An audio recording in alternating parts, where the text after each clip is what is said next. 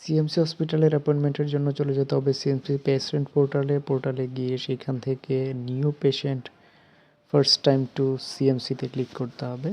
এইখান থেকে পরবর্তীতে চেক আউটে ক্লিক করে প্রসিড টু পেমেন্টে ক্লিক করার পর এখান থেকে প্রথমে নাম সিলেক্ট করার জন্য দিলাম, যেহেতু পুরুষ তাহলে মিস্টার দিলাম। অবশ্যই এখানে সবগুলো ইনফরমেশন পাসপোর্ট অনুসারেই আমাকে পূরণ করতে হবে। পাসপোর্ট যা আছে তা হুবহু আমাকে টাইপ করতে হবে। আমি প্রথমে পেশেন্টের নাম দিয়ে দিচ্ছি। নাম দেওয়ার পর এইখানে চেষ্টা করব প্রপার নামটা যেন ঠিকঠাকভাবে হয় এটা এনশিওর করতে হবে। জেন্ডার সিলেক্ট করছি মেল, তারপর হচ্ছে ডেট অফ বার্থ অবশ্যই সেটা পাসপোর্ট অনুসারেই দিতে হবে। সো ডেট অফ বার্থ দেওয়ার পরে এইখান থেকে আমি ম্যাটেরিয়াল স্ট্যাটাস সিলেক্ট করব। মেরিড হলে মেরিড দিব, আনমেরিড হলে আনমেরিড। সো যেহেতু মেরিড, সো আমি এখান থেকে মেরিড দিচ্ছি। সো এরপর হচ্ছে nationality Bangladeshi. So Bangladesh select করে দিলাম এবং রিলিজিয়াস হচ্ছে মুসলিম, সো এটা সিলেক্ট করে দিলাম। পরবর্তীতে তার পেশা সহ অন্যান্য তথ্যগুলো দিয়ে পিতার নাম দিলাম। দেওয়ার পর এখানে মেনশন করতে হবে যে নামটা হচ্ছে ফাদার্স। ওকে, এই তথ্যগুলো দেওয়ার পর এখানে অবশ্যই বারবার বলছি যে পাসপোর্ট অনুসারে সকল তথ্যগুলো আমাকে দিতে হবে। সো এইখানে জাস্ট প্রেজেন্ট অ্যাড্রেস এবং পার্মানেন্ট অ্যাড্রেস যদি আলাদা আলাদা হয় তাহলে এখানে আমাকে চেক আউট করতে হবে। যদি আলাদা না হয় তাহলে একই হলে আর চেক আউট করা লাগবে না, এটা মনে রাখতে হবে। আলাদা আলাদা হলেই চেক আউট করবেন, না হলে চেক আউট করার প্রয়োজন নাই। ওকে, এখানে আমি প্রেজেন্ট অ্যাড্রেসের ডিটেল দিচ্ছি, অর্থাৎ প্রেজেন্ট এবং পার্মানেন্ট অ্যাড্রেস যদি একই হয় তাহলে আমি একই একটা অ্যাড্রেস ইউজ করলেই সাধারণত হবে। সো এখানে প্রেজেন্ট অ্যাড্রেসের ডিটেল আমি দিচ্ছি, নাম, ঠিকানা, সেক্ষেত্রে ডিস্ট্রিক্ট চাঁদপুর, তারপর এইখানে পোস্টাল কোড দিয়ে দিচ্ছি। পাশাপাশি এখানে যে এরিয়া রয়েছে, সো সেই এরিয়াও আমাকে দিতে হবে লিখে। সো এখানে পাশাপাশি গ্রামের নামের পাশে যে জিনিসটা আমাকে ব্যবহার করতে হবে সেটা হচ্ছে ওমর গাজী বাড়ি। আমি একদম ধরে দেখাচ্ছি। সিংহাটা হচ্ছে পোস্ট অফিস। সো আর হচ্ছে কচুয়া হচ্ছে উপজেলা। সো এখানে আমি কচুয়া লিখে দেব স্পেস দিয়ে। সো পুরোপুরি লাইভই আমি দেখানোর চেষ্টা করছি যে কিভাবে অ্যাপয়েন্টমেন্ট নেওয়া যায়। একটু ধৈর্য ধরে দেখতে হবে ভিডিওটা যদি আপনি একেবারে স্মুথলি দেখতে চান। আর কেউ যদি মনে হয় যে আপনার এই জায়গাগুলো স্কিপ করা দরকার তাহলে আপনি স্কিপ করে যেতে পারেন, সামনের দিকে টেনে দেখতে পারেন, সমস্যা নেই। যেহেতু এখানে অ্যাড্রেস দিচ্ছি আমি কিছু জায়গা হয়তো একটু হাইট করে দিচ্ছি ব্যক্তিগত প্রাইভেসির কারণে। সো এখানে নিচে স্ক্রল ডাউন করব, স্ক্রল ডাউন করে নিচে চলে আসব। সো এই জায়গা থেকে আমার অবশ্যই এখানে আমার ইমেইল অ্যাড্রেস দিতে হবে অথবা ইন্ডিয়ান একটা মোবাইল নাম্বার। একটা কিছু আমাকে ভেরিফাই করতে হবে, যেহেতু আমার ইন্ডিয়ান মোবাইল নাম্বার নেই, সুতরাং আমি যে কাজটা করব যেখানে একটা ইমেইল দিয়ে ইমেইলটা কী করব ভেরিফাই করে নিব।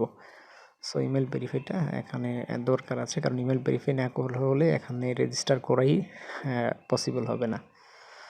সো এই জায়গায় আমি একটা ইমেল অ্যাড্রেস দিয়ে ইমেল অ্যাড্রেসটা সেটা ভেরিফাই করে নিব। সো এবং পরবর্তীতে আমি ভিসা পেতে আমার সহজ হবে, এই কারণে আমাকে যে কাজটা করতে হয় এখানে পাসপোর্টের ডিটেল দিতে হয়। যেহেতু আমি দেশের বাইরে চিকিৎসার জন্য যাচ্ছি, সুতরাং আমাকে এখানে পাসপোর্ট নাম্বার, পাসপোর্টের issue date, expire date in detail আমাকে এখানে দিতে হয়। সো এখানে ইন ডিটেল আমাকে দিতে হয়েছে। সো আমি এখানে চাইলে একজন অ্যাটেন্ডেন্টের নাম ইউজ করতে পারি। সো আপাতত যেহেতু কোনো অ্যাটেন্ডেন্ট যাবে না, সুতরাং আমার মনে হয় না এই মুহূর্তে কোনো অ্যাটেন্ডেন্টের নাম দেওয়া প্রয়োজন আছে। সব কিছু ঠিক থাকলে আমি এর পরবর্তী ধাপে সাবমিটে ক্লিক করব। ক্লিক করার পর এইখান থেকে আমাকে আলাদা একটা ইউজার পাসওয়ার্ড দিবে, যেখান থেকে আমি লগ ইন করতে পারবো। সো ইউজার পাসওয়ার্ড যে দিবে সেটা মেইলে অলরেডি চলে গেছে। তারপরে এখানে যেটা হচ্ছে ভেরিফিকেশান করতে হবে আমাকে। ভেরিফিকেশানের জন্য এখানে আমাকে ভেরিফিকেশানের জন্য এই ক্যাপচাটা টাইপ করতে হবে। ক্যাপচা টাইপ করে আমাকে চেকমার্ক দিয়ে প্রসিডে ক্লিক করতে হবে। Just click to proceed. So প্রসিডে ক্লিক করার পর এইখানে আমাকে ইমেইল ভেরিফিকেশনের কথা বলছে। ইমেইলটা আমাকে ভেরিফিকেশনের জন্য এখানে ক্লিক করে আমি ইমেল থেকে ওটিপিটা কালেক্ট করলাম। ওটিপি কালেক্ট করার পর এই জায়গায় আমি জাস্ট ওটিপিটা সাবমিট করে বসিয়ে দিব। আমি একটু স্ক্রল করছি যে মেলটা আসেনি, এখন মেলটা আসলো, এখান থেকে ওটিপিটা নিলাম, নিয়ে এখন ওটিপিটা কী করব, এখানে বসিয়ে দেব। সো ওটিপি বসিয়ে দিলাম, মেল ভেরিফাই হয়ে গেল। আমি বলছি যে একটা মেল আপনাকে অবশ্যই ভেরিফাই করতে হবে। জাস্ট প্রসিডে ক্লিক করলাম। প্রসিডে ক্লিক করার পর এখানে আমাকে ইউজার পাসওয়ার্ড দেখাচ্ছে। এটা টেম্পোরারি ইউজার পাসওয়ার্ড, পরবর্তীতে যখন অ্যাপয়েন্টমেন্ট নিয়ে নিব পরবর্তীতে আলাদা করে ইউজার পাসওয়ার্ড আমি পেয়ে যাব। সো এটা আপনি চাইলে আপনার মতো করে পাসওয়ার্ডটা পরিবর্তন করেও নিতে পারবেন, কোনো সমস্যা নাই। সো এটা টেম্পোরারি একটা পাসওয়ার্ড থাকছে। সো এই জায়গায় আমি এখন নিচে স্ক্রল ডাউন করে ডক্টর যে ডিপার্টমেন্টের অ্যাপয়েন্টমেন্ট নিতে চাই, সো রেগুলার ওপিডিতে ক্লিক করার পর এখানে আমি ডিপার্টমেন্ট সিলেক্ট করব। যেহেতু অর্থোপেডিকের ডক্টর দেখাবো, সুতরাং এখান থেকে আমি নিচে স্ক্রল ডাউন করে অর্থোপেডিক্স সিলেক্ট করব। অর্থোপেডিক্স সিলেক্ট করার পর এখান থেকে ডেট অনুসারেও আমি ডক্টরের অ্যাপয়েন্টমেন্ট নিতে পারবো। যে অর্থোপেডিকের 3টা আলাদা আলাদা ডিপার্টমেন্ট রয়েছে, অর্থোপেডিক 1, 2, 3। যেহেতু আমরা 1-এ নিতে চাচ্ছি, সো এখানে 1-এ কী ডক্টর দেখানো যাবে সেটা ডিটেল দেখানো রয়েছে। সো এই জায়গা থেকে আমি ডেট অনুসারেও ডক্টর অ্যাপয়েন্টমেন্ট নিতে পারবো, আবার চাইলে ডক্টর অনুসারেও নিতে পারবো। ঠিক আছে, সো ডেট অনুসারে দিলে ডক্টরের নাম আসবে, আর ডক্টর অনুসারে দিলে ডেট আসবে। ঠিক আছে, সো এখান থেকে আমি 2 নম্বর যে ডক্টর রয়েছেন তার নাম সিলেক্ট করব, করে দেন আমি পরবর্তীতে এখানে ডেট দেখব। সো আমি অ্যাপয়েন্টমেন্ট নিতে চাইলে অ্যাভেলেবেল যে স্লটগুলো রয়েছে সেই স্লট অনুসারে আমাকে অ্যাপয়েন্টমেন্ট নিতে হবে, যেগুলোতে ডাক্তার অ্যাভেলেবেল থাকবেন। সো আমি আজ থেকে 30 দিন পরের অ্যাপয়েন্টমেন্ট নিতে চাচ্ছি। সো এই সময়টাতে যেই ডক্টর অ্যাভেলেবেল আছেন তারটাই আমি আসলে বুক করব। জাস্ট এখান থেকে যেটা করব, যে প্রথম যিনি রয়েছেন, সো ওই জায়গায় তাকে আমি বুকে ক্লিক করব। বুকে ক্লিক করলেই আমার অ্যাপয়েন্টমেন্ট নিশ্চিত হয়ে যাবে। এর মধ্যে আমি বলে নিচ্ছি, এখানে আমি পেমেন্ট কিছু প্রসিডিওর করেছি, এটা আমি এখানে ব্যক্তিগত কার্ডের প্রাইভেসিগত কারণে আমি সেটা হাইড করে স্কিপ করে গেছি। সো অ্যাপয়েন্টমেন্ট নিশ্চিত হলো, এটা আমি ডাউনলোড করে নিলাম। ডাউনলোড করলে এখন আমি জাস্ট এখান থেকে ওপেন করে আমি অ্যাপয়েন্টমেন্টের ডিটেল দেখতে পারবো।